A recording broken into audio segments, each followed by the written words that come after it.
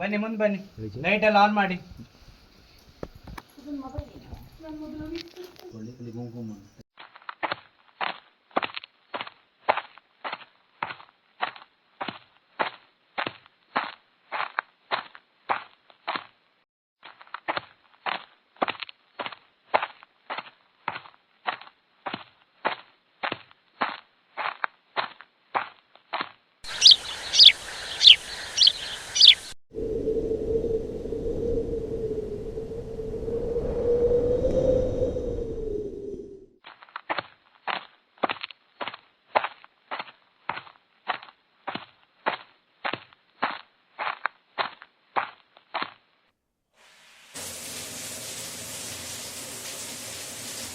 ಇಲ್ಲೇ ತೀರ್ಥ ಉದ್ಭವ ವರ್ಷಕ್ಕೊಂದ್ಸತಿ ನೀರು ಫುಲ್ಲಾಗಿ ಹರ್ಕೊಂಡು ಹೋಗುತ್ತೆ ಒಳಗಡೆ ಸುರಂಗ ಮಾರ್ಗ.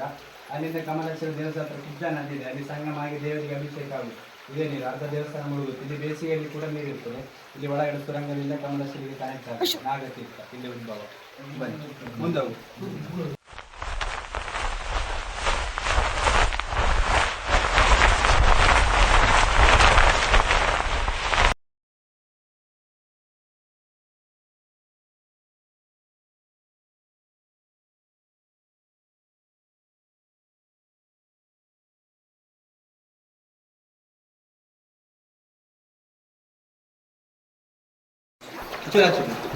ಇಲ್ಲಿ ನಾಗದೇವರ ಪ್ರತಿಷ್ಠಾಪನೆ, ಹತ್ತಬೇಡಿ ಮೇಲೆ ಹತ್ತಬೇಡಿ.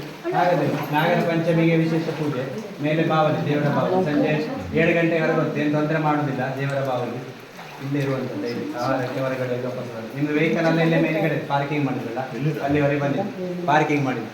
ಇಲ್ಲಿಂದ ಕೆಳಗಡೆ ಸುರಂಗ ಮಾರ್ಗ, ಇಲ್ಲಿಂದ ನೀರು ದೇವಸ್ಥಾನಕ್ಕೆ ಹೋಗ್ತು. ಮತ್ತೊಂದು ದಾರಿ ಕಾಶಿಗೆ ಹೋಗ್ತು ಅಂತ ಸ್ಟೋರಿ. 2 ಸುರಂಗ ದಾರಿ ಇತ್ತು. ಅದು ನಾಗತೀರ್ಥ ಇಲ್ಲಿಂದ ಫುಲ್ಲಾಗಿ ಕಮಲೇಶ್ವರ ದೇವರಿಗೆ ಅಭಿಷೇಕ ಆಗುತ್ತೆ. ಒಂದ್ಸಲ ಲೈಟ್ ಎಲ್ಲ ಆಫ್ ಮಾಡಿ, ಫುಲ್ ಕತ್ಲೆ ಮಾಡಿ ಸ್ಕ್ರೀನ್.